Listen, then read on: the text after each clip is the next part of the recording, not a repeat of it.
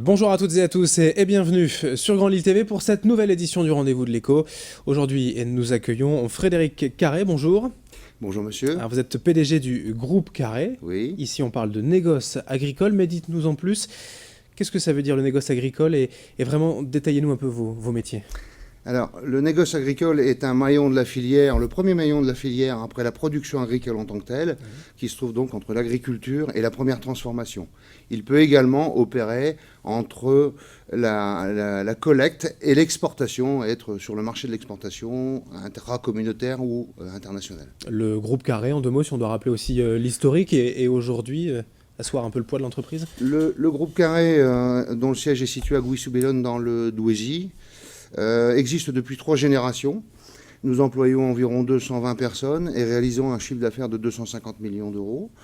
Nous sommes sur 2 métiers essentiels, la collecte, le stockage, le travail et l'expédition de céréales pour environ 800 000 tonnes annuellement, et le conseil, le stockage, l'approvisionnement, la facturation d'intrants pour l'agriculteur, qu'ils soient des semences, des produits de protection des plantes, des fertilisants, mais également aussi de l'alimentation animale. Vous avez des axes de développement encore de continuer l'expansion nationale Alors, l'agriculture, comme vous le savez, l'agroalimentaire aussi, sont des dossiers sensibles, particulièrement politiques au niveau bien sûr national, mais surtout mondial.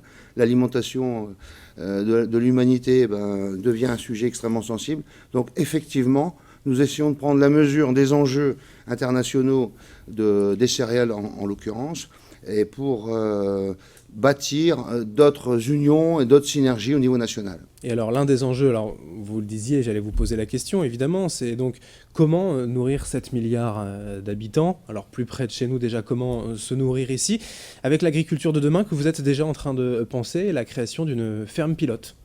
Alors absolument. Alors si on revient sur les enjeux de l'humanité, il faut savoir qu'en 2050 nous étions 2 milliards, en 2063, en 2008, nous étions, ou en 2025, pardon, nous serons 8 milliards, et en 2050, on sera 9 milliards. Pour donner d'autres chiffres, 4300 mètres carrés de surface agricole utile étaient nécessaires ou existaient pour un habitant en 1960. Il n'en restera plus que 1600 mètres carrés utiles par habitant. Donc on a effectivement un problème de productivité auquel il faille amener des réponses. Donc toute la planète en est consciente.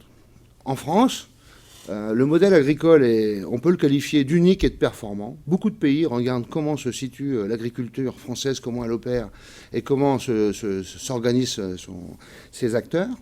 Par contre, par moment, on a un peu l'impression que le discours français est un peu en contradiction avec ce qui se passe sur la planète. Donc aujourd'hui, l'ambition du groupe Carré et sa réalisation a été de se servir d'un outil qui est une ferme familiale, une exploitation agricole familiale à part entière, pour en faire une ferme pilote. Et donc, dans ce cadre, c'est de mettre en fait la R&D, recherche-développement, au profit de l'agriculture de demain avec des nouvelles techniques innovantes, sans pousser dans le tout pesticides et mettre justement des produits pour faire pousser plus vite que nature. Absolument. En somme, cette ferme a pour objectif de prouver, montrer. C'est un vecteur de communication envers les écoles, le grand public, mais aussi envers nos clients, nos fournisseurs de l'agroalimentaire, qu'il est possible d'allier agroécologie et performance. Donc en fait, cette ferme mettra en œuvre toutes les techniques alternatives possibles, connues ou à découvrir par rapport à une utilisation trop systématique des pesticides. Et deuxièmement, cette ferme aura toujours un souci de rentabilité, bien évidemment. Voilà. C'est d'être éco-responsable, mais en termes d'écologie et d'économie, forcément. Alors absolument. Respect de l'environnement, mais aussi souci de l'économique, souci de l'écologie, évidemment.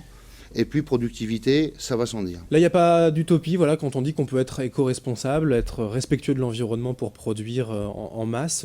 C'est possible, selon vous ? C'est complètement possible, et nous le prouverons. En fait, on part d'un postulat de base, en France, où les gens pensent que moins on produit et moins on pollue, ce qui est complètement faux. On peut très bien produire tout en ne polluant pas. Le bon sens paysan, vous imaginez bien que le paysan ne va pas utiliser des produits dont il n'aura pas l'utilité. Donc s'il utilise, il a recours à la chimie, aux produits chimiques, c'est qu'il n'y a pas d'autre alternative. Mais aujourd'hui, avec l'éco-phyto version 2, il y avait d'abord la 1, maintenant il y a la 2, nous mettrons et nous serons des vecteurs de communication, de la réglementation, du possible et de tout ce qui est innovation. L'une des solutions, vous dites si je me trompe, c'est vous le spécialiste, mais c'est de remettre de la biodiversité en fait dans les champs, des ruches, des plantes, des fleurs de champs en fait, comme on voyait avant. Absolument. Alors en fait, les différentes réglementations et usages agricoles font que, par exemple, pour capter les nitrates excédentaires éventuellement par rapport aux besoins de la plante, nous font mettre des sipans, ce qui s'appelle des couvertures du sol, pour utiliser cet azote, le recycler et le transformer à nouveau en azote organique dans le sol, en matière organique. Donc tout ça, agronomiquement, c'est tout à fait louable. Donc ça, c'est une première chose. Deuxième chose, nous avons effectivement installé des ruches sur cette ferme, dont nous mesurons la qualité de miel produite pour bien s'assurer qu'il n'y a pas incompatibilité entre les pratiques de la ferme, les pratiques agricoles courantes qu'utilisent nos 5000 clients agriculteurs du Nord et de la Picardie, et le respect, la biodiversité, le respect de la faune, de la flore. Cette ferme pilote, donc inaugurée ce 24 avril à Gouy-sous-Bellone, alors on ne manquera pas, peut-être, à l'occasion de venir vous rencontrer sur place pour aller découvrir donc ces nouvelles techniques. Merci Frédéric Carré, PDG du groupe Carré, d'être venu nous en parler aujourd'hui. Merci monsieur. Et merci à vous de nous avoir suivis sur Grand Lille TV. L'info continue dans un instant.